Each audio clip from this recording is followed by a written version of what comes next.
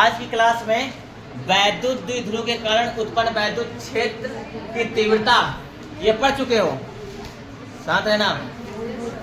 वैद्युत द्विध्रुव के कारण उत्पन्न वैद्युत क्षेत्र की तीव्रता, इसे आप लोगों को क्या करना है, पढ़ रखा है, ठीक है। अब आज हम लोग वैद्युत द्विध्रुव के कारण उत्पन्न वैद्युत विभव, ठीक है, आज की हेडिंग हमारी है, ठीक है। आज हम लोग क्या पढ़ेंगे, वैद्युत द्विध्रुव के कारण उत्पन्न वैद्युत विभव, ठीक है। अच्छा, वैद्युत द्विध्रुव किसे कहते हैं, वैद्युत द्विध्रुव किसे कहते हैं, पहले लेसन में, ठीक है। ऐसा निकाय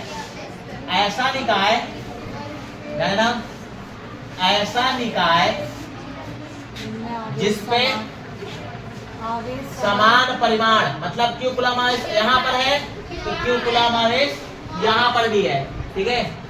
हर कितना, एक प्लस का है तो एक माइनस का है, ठीक है। और इनके बीच की दूरी सूक्ष्म है, इनके बीच की जो दूरी है वो सूक्ष्म है, तो ऐसे निकाय को हम लोग क्या बोलते हैं, वैद्युत द्विध्रुव। ऐसा निकाय जिसमें विपरीत प्रकृति व समान परिमाण के आवेश यदि एक दूसरे से अल्प दूरी पे स्थित हो तो ऐसे निकाय को वैद्युत द्विध्रुव कहते हैं, ठीक है। तो हम वैद्युत द्विध्रुव क्या जानते हो, वैद्युत द्विध्रुव कारण उत्पन्न वैद्युत विभव हमें पता करना है, ठीक है। तो वैद्युत द्विध्रुव कारण उत्पन्न वैद्युत विभव 3 कंडीशन पे बनेगा, 3 कंडीशन इसमें हमको पढ़ना है, ठीक है। नंबर 1 कंडीशन अक्षीय स्थिति, अक्षीय स्थिति। नंबर 2 कंडीशन है निरक्षीय स्थिति, क्या है, निरक्षीय स्थिति। नंबर 3 है व्यापक स्थिति, क्या है, व्यापक स्थिति, ठीक है। चलें आगे बढ़ें। अक्षीय स्थिति जानते हैं कौन सी होती है, निरक्षीय स्थिति, व्यापक स्थिति। तो सुन लीजिए, वैद्युत द्विध्रुव में ही थोड़ा सुन लीजिए, वैद्युत द्विध्रुव में जो मिडिल पॉइंट होता है, वैद्युत ठीक बीचों बीच जो पॉइंट होता है उसे बोलते हैं वैद्युत द्विध्रुव केंद्र। क्या बोलते हैं, वैद्युत द्विध्रुव केंद्र, ठीक है। ये रेखा, ठीक है, इस रेखा को हम लोग बोलते हैं वैद्युत द्विध्रुव का अक्ष। क्या बोलते हैं, वैद्युत द्विध्रुव का अक्ष बोलते हैं। और इस वाली रेखा को हम लोग क्या बोलते हैं, वैद्युत द्विध्रुव का निरक्ष। एक है अक्ष, एक है निरक्ष। तो अक्षीय स्थिति में मतलब इस रेखा पर, मतलब कि इस रेखा पर स्थित किसी भी पॉइंट पर वैद्युत विभव निकालना, ठीक है। निरक्षीय मतलब इस रेखा पर स्थित किसी भी पॉइंट पर वैद्युत विभव निकालना। व्यापक स्थिति इन दोनों रेखाओं को छोड़कर कहीं भी, इन दोनों रेखाओं को छोड़ करके कहीं भी वैद्युत विभव पता करना, ठीक है। ये 3 कंडीशन है, ठीक है। तीनों कंडीशन के लिए हम लोग क्या करेंगे, अलग अलग पढ़ेंगे। व्यापक वाले से भी आप इसकी उत्पत्ति कर सकते हो, यानी व्यापक स्थिति का फार्मूला बनाओ तो उसके बाद जो है इसकी उत्पत्ति हो सकती है। व्यापक वाले से भी आप लोग कर सकते हैं, ठीक है। चलें बताएंगे, ठीक है, बताएंगे, व्यापक स्थिति बताएंगे, अक्षीय बताएंगे, बताएंगे, सब बताएंगे, ठीक है। तो आज हमारी टॉपिक क्या है, अक्षीय स्थिति। अभी हम लोग क्या पढ़ेंगे, अक्षीय स्थिति, ठीक है। अक्षीय स्थिति के लिए कैसे क्या होगा उसका व्यंजक हम लोग क्या करेंगे, उत्पन्न करेंगे, ठीक है। पहले टॉपिक हमारी क्या है, अक्षीय स्थिति। चित्र बनाएंगे, मुंह बंद रखो भाई, चित्र बना रहे हैं। चलिए देखिए, चित्र माइनस का क्यूब और प्लस का क्यूब, अक्ष पर, ये पॉइंट अक्ष पे ही स्थित है, ठीक है। आपका ये वैद्युत द्विध्रुव है, इनके बीच की दूरी क्या मानते हैं हम लोग, 2l ना मानते हैं, ठीक है। क्या मानते हैं, 2l मानते हैं, ठीक है। आ जाओ, बिंदु P पे आपको क्या करना है, विभव पता करना है। बिंदु P अक्ष पे ही है ना, किधर अक्ष पे है, अक्ष पे है ना, तो इसलिए अक्षीय स्थिति चल रहा है, ठीक है। तो यहां थोड़ा ध्यान दीजिएगा, बिंदु P की दूरी हम लोग क्या मानेंगे, R मान लिया है। क्या मान रहे हैं, जो पहले लेसन में किया है, वैद्युत क्षेत्र वाले में किया है, वही सारी चीजें यहाँ भी मानेंगे। ठीक है, अगर यहाँ से इसकी दूरी R है तो इसको मान ले A और B, ये सिरा A है और ये सिरा B है। ठीक है, तो बिंदु B से P तक की दूरी क्या हो जाएगी, B से लेकर के P तक की दूरी क्या हो जाएगी, दोनों से यहाँ तक की दूरी 2L है, तो O से लेकर के B तक की दूरी कितनी हो जाएगी, L हो जाएगी। O से लेकर के B तक की दूरी कितनी हो जाएगी, L हो जाएगी। ठीक है, तो B से लेकर P तक की दूरी कितनी हो जाएगी, R माइनस का L हो जाएगी। यानी कितनी दूरी R है, R में से L निकाल लेंगे, तो B से लेकर P तक की दूरी कितनी हो जाएगी, R माइनस L। बिंदु A से P तक की दूरी कितनी होगी, बिंदु A से B तक की दूरी कितनी होगी, तो यहाँ से यहाँ तक R है, जहाँ से यहाँ तक R है, इतनी दूरी L है, तो R में L जोड़ देंगे तो A से लेके P तक की दूरी हमें पता लग जाएगी। ठीक है, तो यहाँ पर हम कह सकते हैं A से लेकर जो P तक की दूरी है R प्लस L है। ठीक है, कहते हैं करना कैसे है। अच्छा, पहले लेसन में एक नया चीज हुआ था, पहले लेसन में एक नया चीज क्या हुआ था कि भाई वैद्युत क्षेत्र पता करना होता था। तो वैद्युत क्षेत्र हम लोग कैसे पता किए थे, ये वाला आवेश कितना वैद्युत क्षेत्र उत्पन्न कर रहा है और ये वाला आवेश कितना वैद्युत क्षेत्र उत्पन्न कर रहा है, उन दोनों वैद्युत क्षेत्रों की दिशा पता करके फिर सदिश योग किया गया था। यहाँ पर क्या करना है, ये वाला आवेश कितना विभव उत्पन्न कर रहा है ये पता करो, और ये वाला आवेश कितना विभव उत्पन्न कर रहा है ये पता करो, और पता करने के बाद क्या कर दीजिए, बीजगणितीय योग। फिर योग नहीं करना क्योंकि अदिश राशि है, बीजगणितीय योग कर दोगे हो जाएगा। ठीक है, चलो करते हैं। ठीक है, यहाँ पे लिखेंगे क्या, माइनस क्यू आवेश के कारण, माइनस क्यू आवेश के कारण बिंदु P, बिंदु P पर उत्पन्न वैद्युत विभव।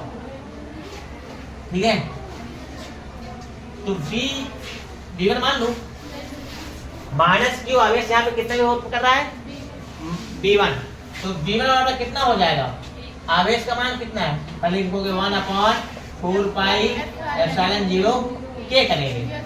मान लो कोई बड़ा बहुतांक हो तो उसके लिए क्या रख देता हूँ। ठीक है, 1/4 पाई एप्सिलॉन 0 K बड़ा बहुतांक है, माइनस का क्यू, माइनस का क्यू बटेगा, यहाँ से इसकी दूरी कितनी है, R प्लस L। यहाँ पे Q का मान चिन्ह से किया जाएगा। ठीक है, आगे बढ़े, ये हो गया आपका समीकरण फर्स्ट। क्या हो गया लोग, समीकरण फर्स्ट। प्लस Q आवेश के कारण, प्लस Q आवेश के कारण बिंदु P पर उत्पन्न वैद्युत विभव, उत्पन्न वैद्युत विभव प्लस Q, मतलब ये वाला आवेश, यहाँ पे जो आवेश ये वाला है, ये वाला आवेश यहाँ पे कितना विभव उत्पन्न करेगा, जिसको मानता हूँ V2 है, कितना है, V2 का मान कितना हो जाएगा, तो 1/4 पाई एप्सिलॉन 0 K प्लस का Q माइनस का Q, प्लस का Q बटेगा, यहाँ से इसकी दूरी कितनी है, R माइनस L हो गई। समीकरण क्या हो गया, सेकेंड।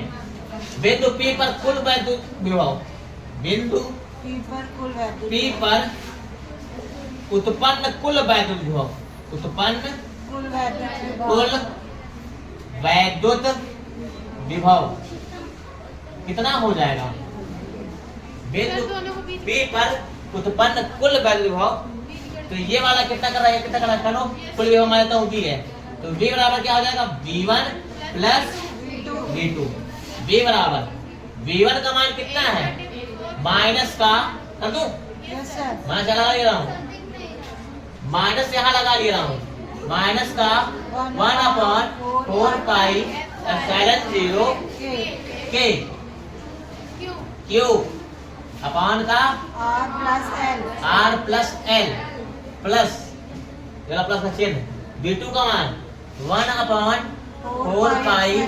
एप्सिलॉन 0 के क्यू अपॉन का R माइनस r माइनस। रोक दीजिए, हम लोग लिख इतना टाइम कहाँ है? देखेंगे यहाँ पर v बराबर कितना हो जाएगा। देखो v बराबर क्या कॉमन दिख रहा है 1/4 एप्सिलॉन 0 के और साथ में q दोनों में है। Yes sir. ठीक है, ये कॉमन है तो अंदरवा ब्रैकेट क्या बचेगा। बुरे इसको पहले ये वाला पद पहले लिख रहा हूँ क्योंकि ये प्लस का है, इसको पहले लिख लो, कोई दिक्कत तो नहीं है। इसको पहले लिख रहा हूँ तो 1/r माइनस n क्यों भी बाहर हो गया है 1/4 0 के भी बाहर, और साथ में ये माइनस वाला पद है, इसको बाद में तो माइनस का 1/r प्लस l बचेगा। ठीक है, अब v बराबर कितना हो जाएगा, 1/4 इसका गुणा इसके सोल्व करेंगे अभी, इसको कर रहे हैं q बटेगा 4 पाई एप्सिलॉन 0 के, इसका सोल्व करो कितना आएगा r प्लस l, इसका गुणा माइनस, देखो माइनस डायरेक्ट लेके करता हूँ, माइनस x से गुणा करूंगा, माइनस का r और प्लस का l अपान का इसका मल्टीप्लाई करना कितना आएगा r² माइनस का ए ब्रैकेट में a माइनस b, दूसरे ब्रैकेट में a प्लस b गुणा कराएंगे तो a² माइनस का b² आएगा। तो आपका ये बन गया। ठीक है, आगे बढ़ते हैं, आगे बैठो गुड़िया। v बराबर q अपान का 4 पाई एप्सिलॉन 0 के, और आगे बढ़ते हैं तो r कैंसिल हो जाएगा, आएगा 2l बटेगा r² माइनस का l²। ठीक है, v बराबर देखो अच्छे लिखो 1/4 पाई एप्सिलॉन 0 के, इसके होगा कितना आएगा 2lq आएगा और बटेगा r² माइनस का l²। ठीक है, अब पीछे की बात हम जानते हैं, अब आप लोग जानते हैं नहीं जानते, हम नहीं जानते, लेकिन हम जानते हैं। क्या जानते हो गुड़िया बताओ। ठीक है, 2lq क्या होता है, वैद्युत द्विध्रुव आघूर्ण। वैद्युत द्विध्रुव 2lq को हम लोग क्या बोलते हैं, वैद्युत द्विध्रुव आघूर्ण यानी p बोलते हैं। तब वह शांत रहे बच्चे हमारे जल्दी से। अब इसके जगह पे हम लोग क्या करेंगे, v बराबर 1/4 पाई, वो बंद रखो, 1/4 पाई एप्सिलॉन 0 के 2lq हम लिख देंगे p बटेगा r² माइनस का l²। लेकिन क्या है गुड़िया, जानते नहीं, लेकिन l² जो है बहुत छोटा है r² से, बहुत छोटा है। वे साथ रहे क्यों छोटा है, पहले क्लास में बताया हूं। अरे भाई आपसे कहा 2l, अब l कितना होएगा, बहुत छोटा होएगा। परिभाषा में परिभाषा में क्या बताते हो, समान परिमाण विपरीत प्रकृति के आवेश यदि एक दूसरे से अल्प दूरी पे स्थित हो, अल्प बहुत सूक्ष्म दूरी पे, तो l² का मान तो और सूक्ष्म हो जाएगा। ठीक है, यदि l² का मान बहुत छोटा है r² से, तब हम लोग कह सकते हैं l² = 0, वो भी लगभग क्या ले सकते हैं, 0 ले सकते हैं। तो v बराबर कितना आ जाएगा 1/4 पाई एप्सिलॉन 0 के p अपान का r², v का वोल्ट। कहने मतलब ये है वैद्युत ध्रुवीकरण अक्षीय स्थिति में इस बिंदु, जो बिंदु हमने पी लिया है, यहाँ पे वैद्युत विभव इतना उत्पन्न होएगा। ठीक है, अगर इनके बीच में, अगर इनके और इन वैद्युत ध्रुव और बिंदु P के बीच में निर्वात है, क्या है, निर्वात है, निर्वात के लिए k की वैल्यू कितनी होती है, 1, तब कितना हो जाएगा v बराबर 1/4 पाई एप्सिलॉन 0 p बटेगा r² आगे वोल्ट। ठीक है।